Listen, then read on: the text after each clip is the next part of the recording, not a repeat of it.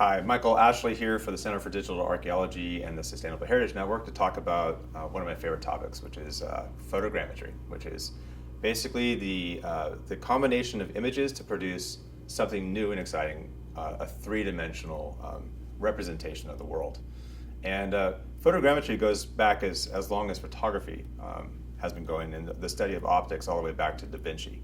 So we kind of experience that every day with our own eyes as we're moving around the world, looking at things. We have a real sense of a three-dimensional world. And what's been really exciting is in just the last couple of years, and it really is truly that, since about the 2000s, photogrammetry, or the ability to combine images to make a three-dimensional representation digitally, is emerging as something that's affordable and relatively easy to do. So I'm going to talk about the basics of how things are now, and also a couple of the gotchas and kind of the hazards that we want to try to avoid.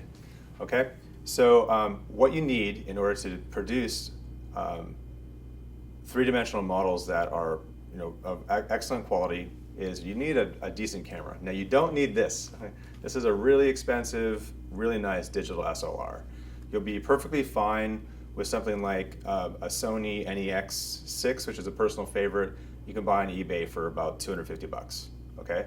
But you also want to be able to shoot what's called camera raw. You always want to shoot in the original format of the camera, and shooting in raw is really important. So I'm just going to cover these basics really quickly. So, unfortunately, iPads and iPhones, without getting all geeky here in this particular video, have some issues in terms of producing quality 3D models, in a repetitive and reliable way. So, however, we rely on iPads all the time for field work. They're a great way to record all the other information you need to have, and you're going to want to record that. You're going to want to record all the, if you will, metadata, the information about the scene. I use this to get geolocation and other information like this, but other than that, I basically use this as a photo board, not as a primary recording device. Other things I have here, you're going to want to record color. You're going to want to have some form of way of recording accurate color.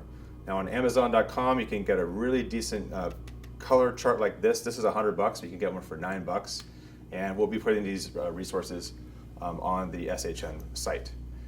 I personally love this thing. This is a fancy little disc that you can put in front of the lens that helps to set the color balance of the image regardless of scene. So here in this mixed lighting, or outside in sun or in shade, this is just a really kind of a fun tool for doing that. Again, not necessary, but it does make your life easier. So the most important thing about photogrammetry is that every single picture that you take needs to be sharp, needs to be in focus, but the benefit is that every one of those pictures suddenly becomes a really useful artifact of your process. So that's why we love it. Take lots and lots of photos of something, and every single one of those photos can be, if you will, born archival, as we like to call it. So you take a series of pictures, and then they will be put through a processing software. There's a variety of them. Some of them are free and open source or very inexpensive these days. And then the outcome of that is a 3D model. So I'll get into the details of how that whole process works in another video.